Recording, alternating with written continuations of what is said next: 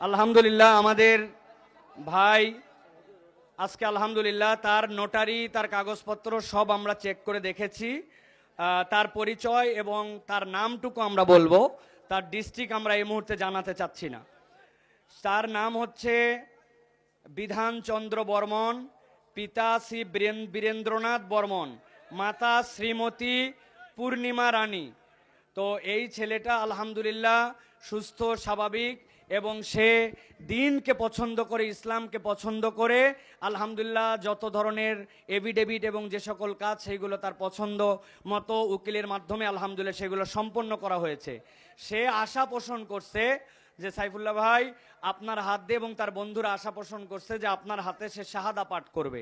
তো এটা আমার জন্য একটা সৌভাগ্য, এত মানুষজন থাকতে সে অপেক্ষা করে খুঁজে বের করে আজকে সে শাহাদা পাঠ করবে আমাদের কাছে। তো আমরা প্রথমে তার কাছে জিজ্ঞাসা করতে চাই যে তোমাকে কোনো প্রেসার দিয়ে, চাপ দিয়ে, কেউ বল প্রয়োগ করে অথবা টাকা পয়সার লোভ দিয়ে কি তোমাকে কেউ ইসলাম ধর্ম গ্রহণ করাচ্ছে? না। তুমি কি সজ্ঞানে স্বেচ্ছায় নিজে বুঝে সুঝে ইসলাম গ্রহণ করছো? হ্যাঁ। মাশাআল্লাহ, আলহামদুলিল্লাহ বলেন। আলহামদুলিল্লাহ আমাদের ভাইকে এখন আমরা তার শাহাদা পাঠ করাবো। সে আমাদের সাথে শাহাদা পাঠ করবে। এরপরে সে তার নামও পছন্দ করেছে। তুমি তোমার নাম কি পছন্দ করছো বলো? আবু বকর সিদ্দিক। ইসলামের প্রথম খলিফা, নবীজির প্রধান সহচর আবু বকর সিদ্দিক রাদিয়াল্লাহু তাআলা আনহু, এই নাম সে পছন্দ করছে। মাশাআল্লাহ। তা আমরা তাকে এখন যা বলবো তুমি সেটা পড়বা আমাদের সাথে।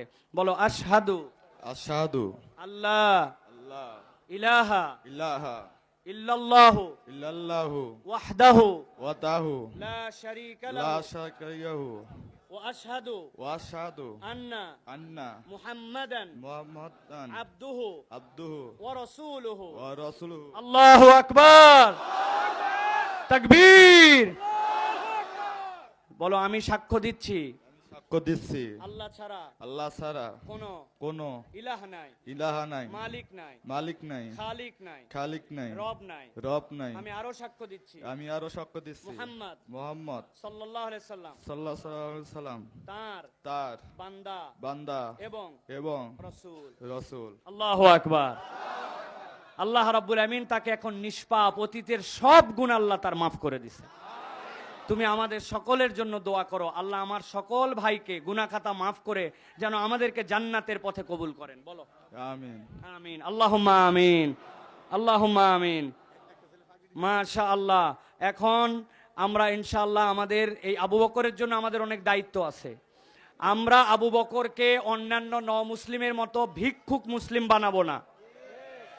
আমরা আমাদের মাদ্রাসার হুজুরকে দায়িত্ব দিব যে আমাদের মাদ্রাসায় এবং আমাদের স্থানীয় ভাই আছেন, এই যে ভাই, তার সাথে আমার কথা হয়েছে, তার জন্য একটা চাকরির ব্যবস্থা গার্মেন্টসে ভাই করে দিবেন, যেহেতু তার যেই গার্মেন্টসে চাকরি করতো সেখানে তার চাকরি নাই। আর হুজুর তার মাদ্রাসায় তাকে রেখে কোরআন শিক্ষা দেওয়া, সূরা কেরাত মুখস্থ করানো, এইগুলার দায়িত্ব আমাদের মাদ্রাসা নিবে। রাজি আছেন ইনশাআল্লাহ? আলহামদুলিল্লাহ। আল্লাহ যেন কবুল করেন, বলেন আল্লাহুম্মা আমিন। আল্লাহ আবু বকরকে যেন কবুল করেন। আল্লাহ রাব্বুল আমিন তাকে দ্বীনের উপরে অটল অবিচল রাখেন। আমরা সকলে তার জন্য দোয়া করি। আল্লাহ জি মাশাআল্লাহ, দেখেন আল্লাহর বান্দা চলে আসছে, তার অফিসিয়ালি চাকরি ভাই দিয়ে দিবেন। ঠিক আছে, আলহামদুলিল্লাহ বলেন। আলহামদুলিল্লাহ। আল্লাহ কবুল করবেন, আল্লাহুম্মা আমিন।